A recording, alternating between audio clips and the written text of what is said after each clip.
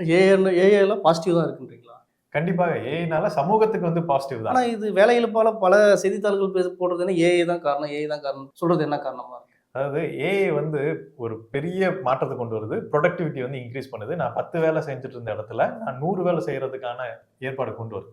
அப்ப நான் 100 வேலை செய்யும்போது, என்னுடைய வேலை நேரம் வந்து என்ன ஆகணும்னா, நான் வந்து 1 மாசத்துல 1000 நான் செஞ்சா போதும் அப்டின்னா, அப்ப எனக்கு வந்து நான் ஒரு நாளைக்கு 6 மணி நேரம் வேலை செஞ்சா போதும். 12 மணி நேரம் வேலை செய்றது போல 6 மணி நேரம் வேலை செஞ்சா போதும். அப்டின்றதா என்னுடைய வேலை நேரம் மாறணும். ஆனால் இப்ப இருக்கிற அரசும், நாராயணமூர்த்தி மாதிரியான ஆட்களும் 90 மணி நேரம் வேலை செய்யுங்க அப்படின்னு சொல்றாங்க.